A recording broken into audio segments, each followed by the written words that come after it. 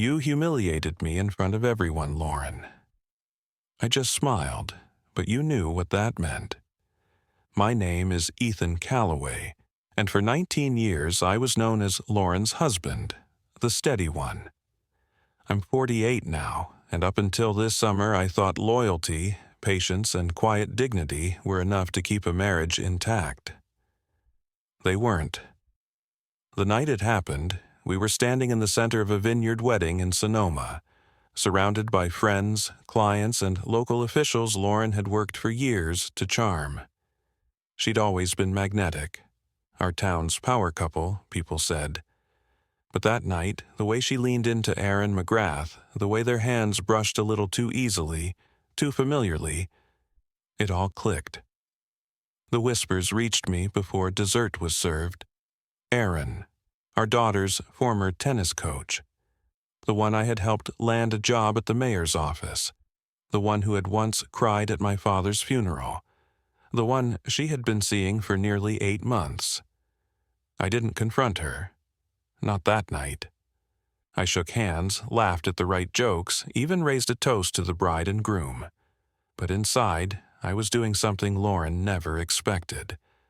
I was taking mental inventory of people, of leverage, of doors she didn't even know existed. You see, Lauren always underestimated me because I wasn't loud, because I didn't threaten or shout. She thought I was too polite, too civilized to fight back. But I know things about people in this town. I've attended their fundraisers, sponsored their kids' school plays, sat on their HOA boards. I'm the guy they call when they don't want to call a lawyer, and I never forget a favor. What Lauren didn't know was that 3 weeks earlier, our family friend, and the county clerk's wife, had mentioned a marriage license filing. That wasn't ours. Aaron McGrath had submitted paperwork for a confidential license, but not with some stranger, with Lauren Calloway. She was planning to leave me. Quietly, with dignity, with public sympathy, and most of all, with my reputation in her pocket. But I had something better than anger. I had time. And I had allies she forgot existed. The Monday after the wedding, Lauren left for a conference in Monterey, or, at least, that's what she told me. I knew she wasn't alone. She packed light, 2 dresses, 1 suit, and the sapphire necklace I gave her on our 10th anniversary. The same one she claimed was too formal to wear for years. Apparently, it wasn't too formal for Aaron. While she was gone, I had coffee with Tom Halbridge, a retired judge who owed me a favor from when I kept a zoning scandal out of the press. Then lunch with Vivian Ross, president of the Historic District Trust, who never forgot I covered her late husband's medical bills when insurance lapsed. They didn't need to know all the details, just enough. That I needed character references, discretion, timing. By Wednesday, I had a private investigator, not because I needed proof, I already had it, but because in this world, timing and packaging matter more than truth. I made no changes to our routine, no arguments, no sudden moves. When Lauren returned, I asked how the conference went.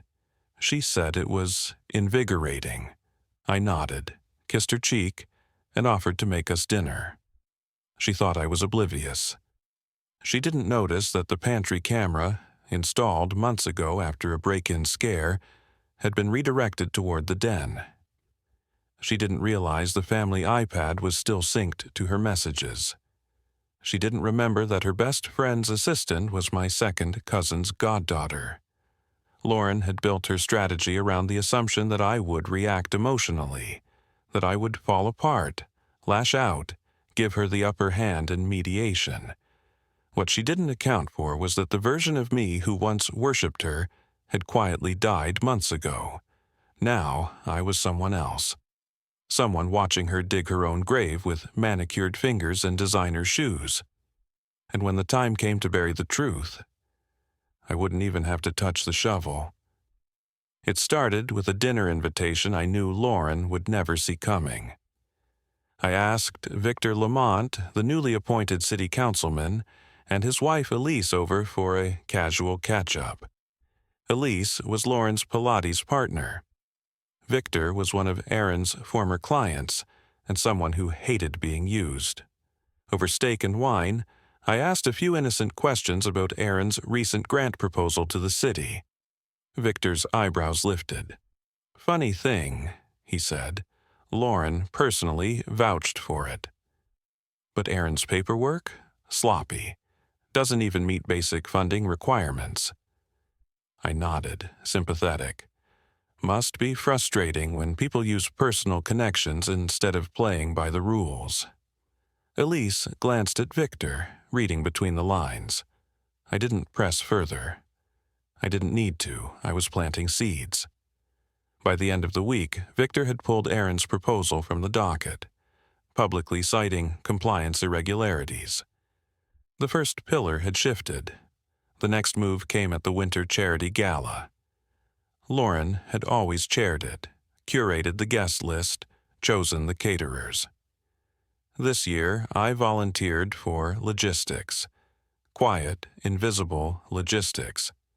I made a single phone call to Carla Jennings, the head of the event committee, and my former student from when I taught business ethics 10 years ago.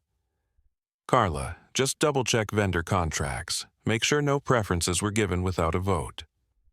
She found 5, all traced back to Lauren. That night, while Lauren glowed in front of photographers in a crimson silk gown, Carla quietly informed the board. By Monday, Lauren's name was removed from next year's event planning. She was stunned. "They said I was too individualistic," she fumed at dinner. I simply nodded. Maybe it's time to focus on things that really matter. She never realized I was reintroducing her to the feeling of powerlessness. Brick by brick, I was dismantling the empire she thought she'd rule unchallenged. And I hadn't even gotten started. Lauren's first real crack came 2 weeks later. She received an anonymous tip, at least that's how she described it, about Aaron's past employment at the mayor's office. Allegations that he'd misused city resources during a youth sports initiative. The kind of story that spreads fast in local media. She came home pale, shaken. "Someone's digging into Aaron's past." I kept my voice calm. "That's unfortunate. I'm sure it'll pass." It didn't.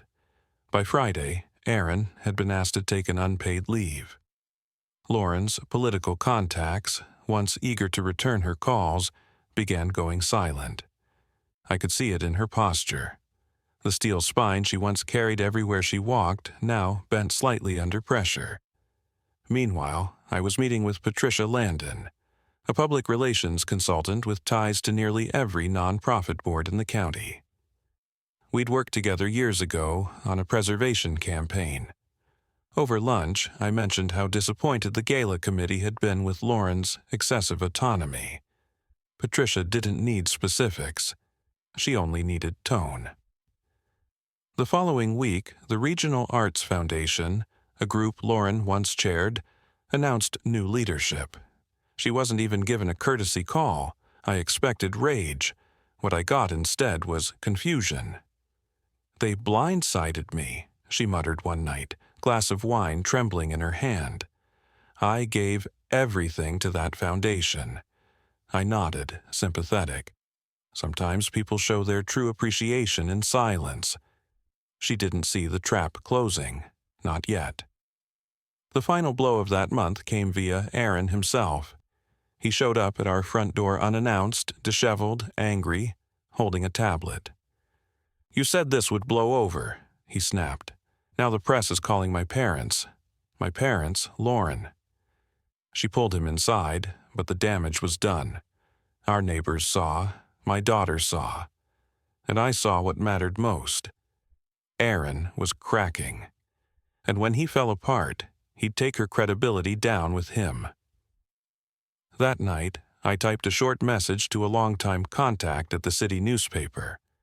Might be worth looking into public grant recommendations from 2022, especially who signed off.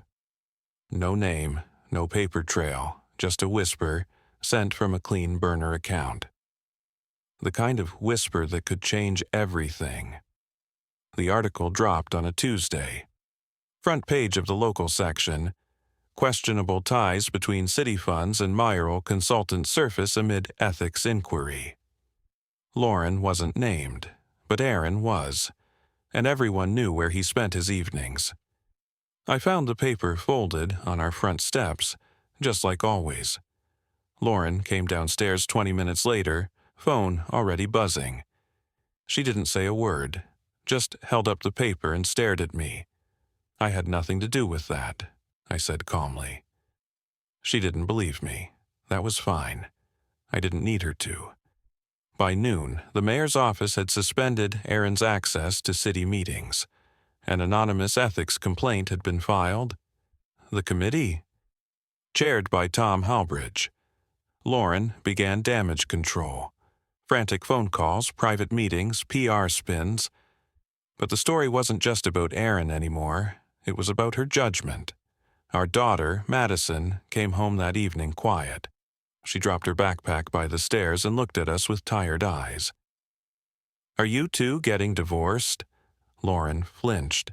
"Sweetheart, no. Why would you ask that?" "Because Mom's always whispering, and Dad's always smiling like he's not saying everything." Out of the mouths of children. Later that night, I sat with Madison in her room. We didn't talk about the scandal. We talked about school, about her college essays, about the one she was writing titled The Strength of Stillness. She didn't know it, but that essay was already finished. Downstairs, Lauren was pacing in the kitchen, red wine swirling, phone in hand. Her voice had changed lately, faster, harder, less certain. "I need to get ahead of this," she said into the phone. "I don't care what it costs." But cost was the one thing she could no longer control. The next morning, a second article appeared, this time with her name. Grant Oversight, Gaps Raise A. Questions for longtime civic leader Lauren Calloway. The public was no longer curious. They were circling. And I was just the quiet husband, still smiling, still standing, still watching. The divorce papers were hand-delivered 3 days later. Lauren came home to find the envelope on the kitchen counter.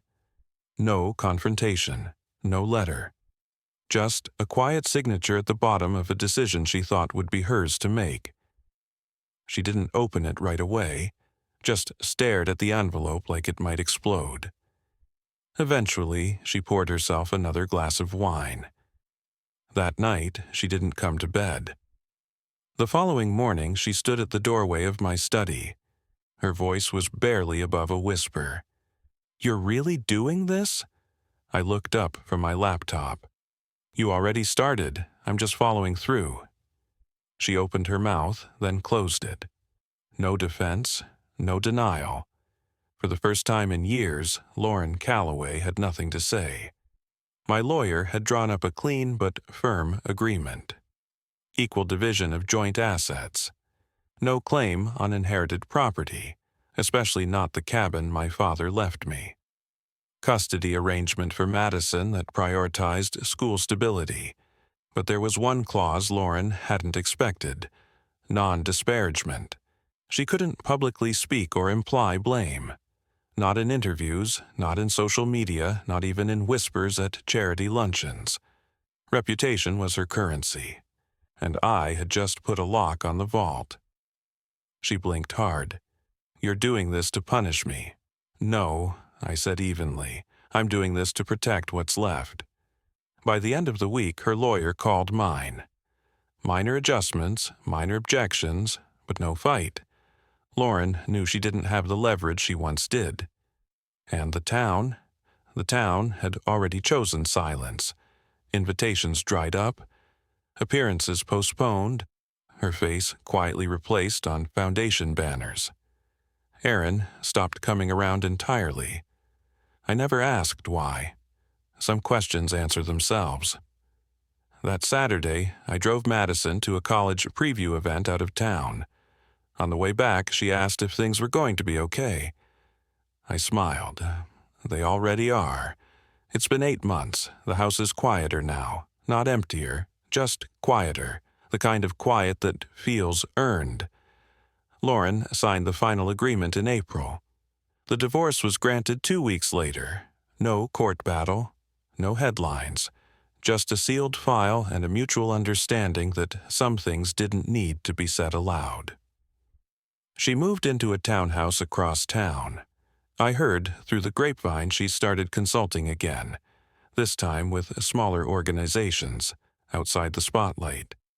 Maybe she's learning the value of humility, or maybe she's just regrouping. I don't really care. Madison chose Stanford. She said she wanted space, sun, and somewhere new to build from. When I helped her move into her dorm, she gave me a hug that lasted longer than usual. No words, just warmth. I've kept my routines, morning walks, weekend repairs at the cabin. I joined the advisory board at the community college, something Lauren always said was a waste of my time. It isn't. Last week, at a local scholarship dinner, I gave a short speech. Not about scandal or betrayal, just about resilience, about how sometimes stillness isn't silence, it's strength. People listened. Afterward, I stepped outside alone. The night air was crisp, the stars scattered like quiet applause overhead, and for the first time in years, I didn't feel like I was pretending to be okay. I was. There was no revenge left to take, no image to protect. Just a man who had weathered the storm and stepped out of the wreckage, still whole. They thought they could bury me with scandal, but I'd already planted roots, and some things once buried only grow stronger. We need hungrier talent who can meet higher targets, Brian explained, while sliding the termination papers across the polished conference table. The company is moving in a new direction. My name's Darren McCabe, 46 years old, 9 years as senior account executive at Triana Corp in Kansas City, Missouri. I'd spent nearly a decade building a client portfolio that accounted for almost 40% of the company's revenue. No shortcuts, just long days, constant travel, and relationships built on trust. I smiled, thanked him for the opportunity, and walked out without argument. Brian Ellsworth had arrived 6 months ago as our new vice president of sales, brought in by the CEO to reinvigorate the team. He wore custom suits, spoke in tired motivational phrases, and had never once joined me on a client call. 3 weeks after starting, he'd implemented a new commission structure that slashed my earnings by 20%, despite my numbers being consistently strong. The signs were there. My desk had been moved to a corner during office renovations. My name disappeared from meeting invites. Yesterday, I'd noticed IT servicing my computer while I was at lunch. Small things, not worth mentioning, but enough to know something was coming.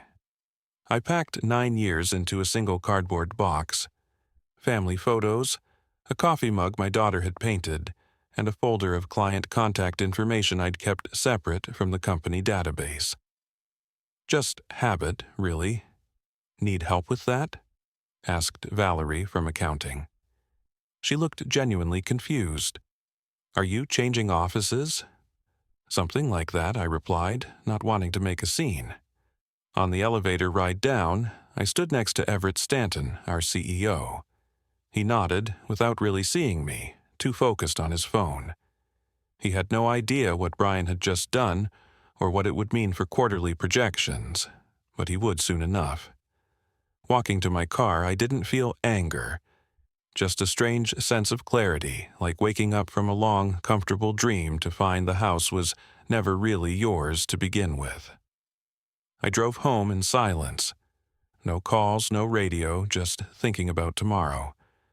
My phone buzzed as I pulled into my driveway. Travis Ricks, my biggest client. The annual contract renewal was next week. He'd texted me about dinner reservations for when he'd be in town. He didn't know yet. Nobody did. I set the phone on the kitchen counter without answering and looked out the window. 9 years of client relationships, all built on my word and my reliability. Brian didn't just fire an employee today. He'd cut the only line connecting Trayvant to millions in revenue, and he had no idea. I joined Trayvant back when it was still called Midwestern Financial Services, before the rebranding and the fancy downtown office. Everett hired me himself, straight from a competitor where I'd been hitting targets but getting passed over for promotion. "I want someone who knows this market," he'd said. "Someone clients trust." For 7 years, he was right to trust me. I built our client base from regional businesses to national accounts, extended our contracts from 1-year terms to 3 and 5, brought in Lockhart Manufacturing when they left our biggest competitor, added the Henderson Group when nobody thought we had a chance. My wife, Rebecca, used to joke that I was married to my clients. "Thursday night dinner with the Johnsons again?" she'd ask, already knowing the answer. The kids grew used to me missing ball games and recitals. Dad's working became their normal. I promised it would be worth it someday.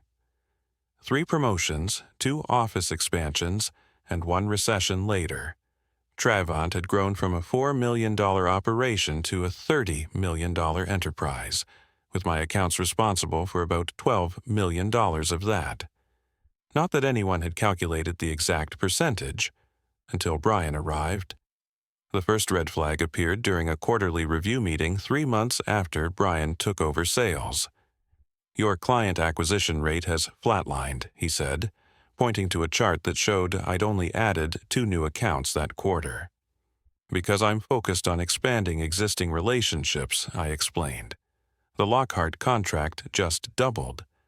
"The future is in new business," Brian insisted. "We need hunters, not farmers." A week later, my executive assistant, Julia, was reassigned. The following month, my travel requests required additional approval. My expense reports came back with questions. Small things, death by 1,000 cuts. I started hearing whispers about fresh talent being interviewed. Young MBAs with aggressive pitches and no industry experience. Brian called them disruptors. Last month, he hired Alicia Winters, 29, from a tech startup. During her first week, she was assigned to join me on a call with Travis Ricks. No explanation, no proper introduction, just showing her the ropes. Travis noticed. After the call, he texted me, "Who's the new girl? Are you training your replacement?" I laughed it off. Just expanding the team. But driving home that night, I felt something shift in my gut. The kind of certainty that comes from years of reading boardrooms and client faces. Something wasn't right. I should have trusted that feeling sooner. I placed my cardboard box on the kitchen counter and poured myself 2 fingers of bourbon. The house was empty. Rebecca was at her sister's place in Denver for the week, helping with a new baby. Probably for the best. I needed the quiet. I pulled out my personal phone and scrolled through my contacts. 9 years of relationships, over 200 clients, vendors, and industry connections. People who trusted me to handle their business. People who'd signed with Trayvant because of me, not our corporate marketing or flashy downtown office. My work phone, now sitting disabled in the box, contained only the official correspondence. The dinner invitations, the golf outings, the personal cell numbers of CEOs and decision-makers, those were all here on my personal device.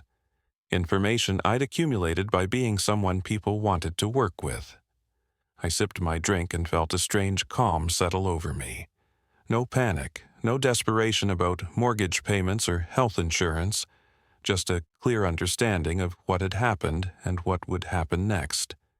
The bourbon burned going down. 9 years of 60-hour weeks, of missed family dinners and little league games. 9 years of building something I thought was mine, only to discover it wasn't. I opened my laptop and pulled up my employment contract. The non-compete clause was there, but limited in scope. 1 year and only applicable if I left voluntarily. Being terminated changed things. There was no legal barrier to taking my clients elsewhere. My phone buzzed.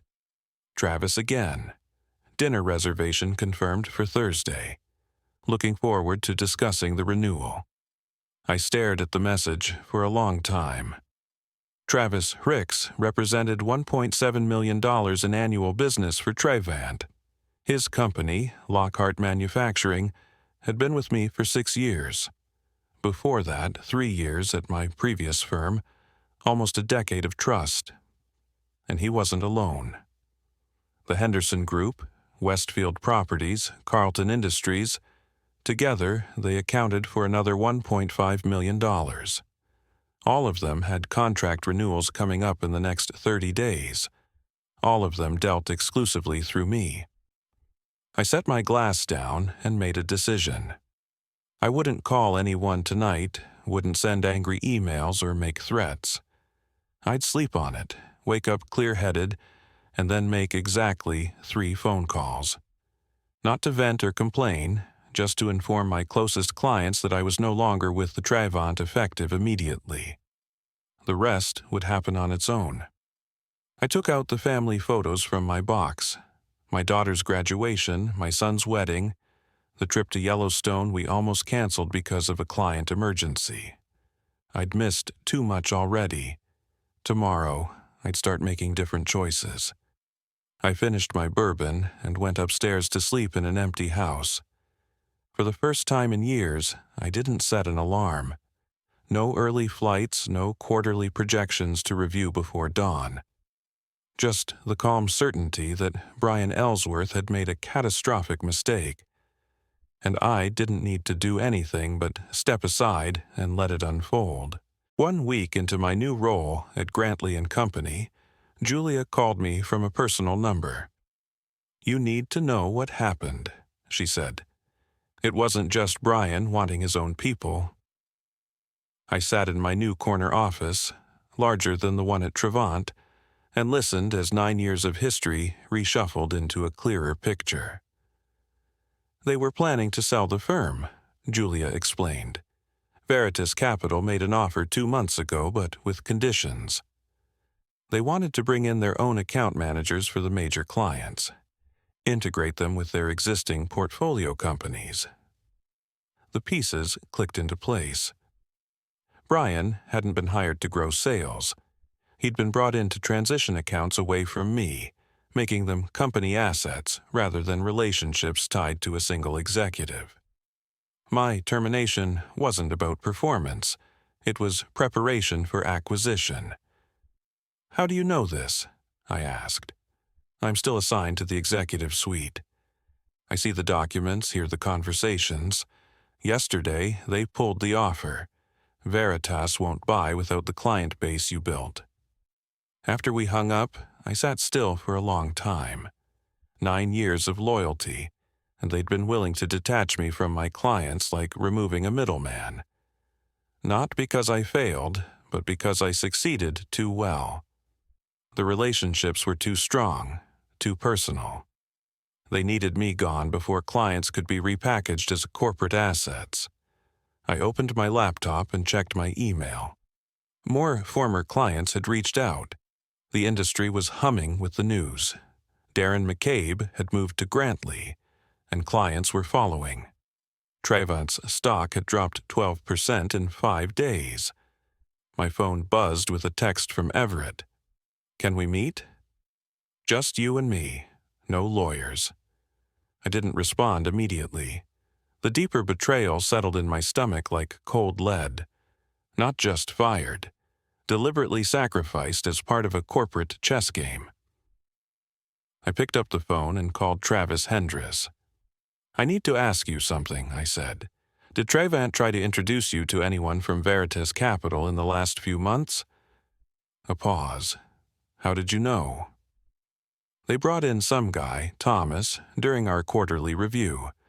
Said he was a strategic advisor looking at our industry, Asked a lot of questions about our future needs.